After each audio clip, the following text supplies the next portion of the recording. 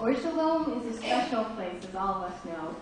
It's a place where people come because they want to come, where kids love the religious school, where most of the members don't believe in guilt-motivated spiritual practice, where they gather because they truly enjoy coming together.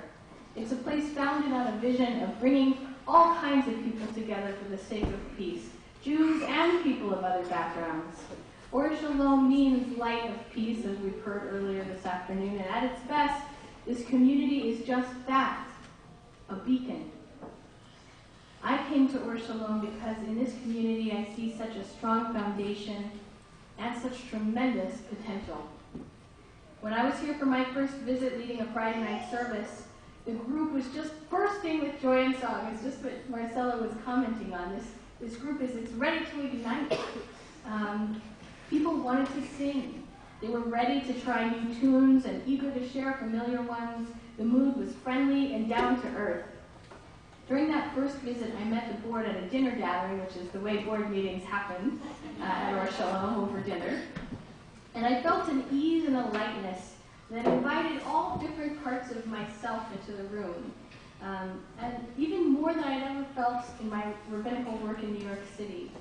I felt the teacher and the counselor invited, the people organizer, but also the young and laughing parts. I felt able to bring all of myself into this community. That evening we went around the table and each person shared a bit of their story, how they had encountered religion in the past and what had brought them to Or Shalom. As people told their stories, I found myself nodding over and over again. That sounds like my story. Turned off by a dry and stale version of Judaism in the past? Yeah. Spent years uncomfortable with the idea of God because of some cosmic puppet master king theology? Yeah, that sounds familiar. Progressive thinking about inclusivity, gender politics, Israeli politics. Moved by music and encounters with the natural world? Yes, it seemed like a good fit. Not just because I liked the people, but because it seemed that many of the people here were on different parts of a path I also have walked in the past.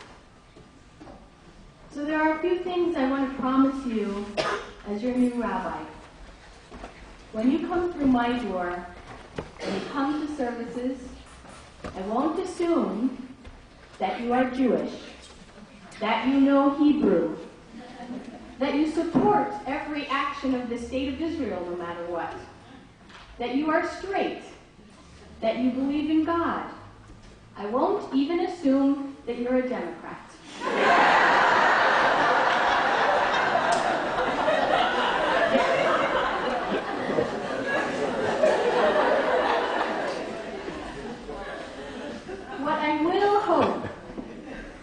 What I will hope is that when you come through my door to talk, when you come to services or a social action meeting or a holiday celebration, that you come with all of yourself, with your doubts, with your questions, with your wounds, and with your wisdom. That you come with a willingness to grow, to let your experience in this community touch you and move you. My hope is that you will come to this community as much, much more than a spiritual consumer. Yes, to get things, inspiration, support, and healing, but also to give things, passion, time, commitment, love. And through both the giving and the receiving, that you will discover yourself growing into the person you are meant to be. We are each a part of multiple communities with multiple demands on our time and resources. School communities, work communities, neighborhood communities. Each circle offers networks of support and celebration, friendship, satisfaction. What is unique about a religious or spiritual community is that people come together for the most important of purposes. To learn, through connecting to the practices and wisdom of a particular spiritual path, to be better people, to live life as it is meant to be lived, with kindness, compassion, joy, and peace. Now, it may not seem as lofty as all that when you're school shopping and feeling that guilty tug on your heart about giving your child some kind of Jewish education. It may not seem that joining a synagogue is about anything more than a bar mitzvah and a sampling of latkes at the Hanukkah potluck. But it is. If you let it be more, it can be nothing short of life-transforming.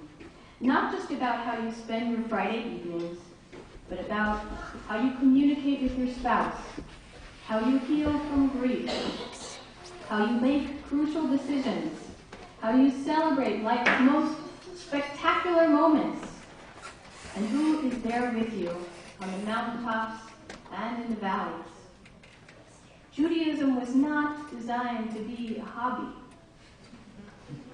It was designed to be a way of life, a methodology of thought, a spiritual toolbox that can apply to every part of life.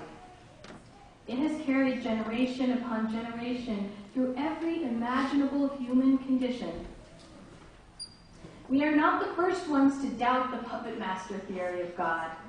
We are not the only ones to thirst for meaning in the face of tragedy and suffering. Our ancestors have tremendous wisdom to share with us about their own journeys through the same kinds of challenges that we face today. Judaism is about mining that rich past.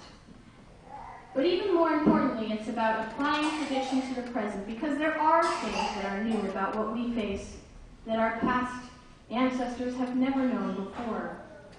And so Judaism is about much more than surviving. It's about thriving. And when we look to pass it on to our kids, it's not just for the sake of carrying the title Jew into the next generation. It is because that title links a person to an incredible spiritual heritage, one that can make our lives better today and teach us how to bequeath a brighter future to all peoples of the earth in the future. My prayer is that we can discover these deeper possibilities for Jewish community together in our Shalom. I am so thankful and stand in awe of the gift that you have given me by inviting me to be your rabbi. May all of us here be blessed with the blessings that spiritual community can give to us, with support and healing, joy and inspiration, growth and fulfillment. May our fellowship be one of purpose and delight, one that nurtures and sustains us in fulfilling our potential to be carriers of light and peace, or the Shalom, into our world. Thank you.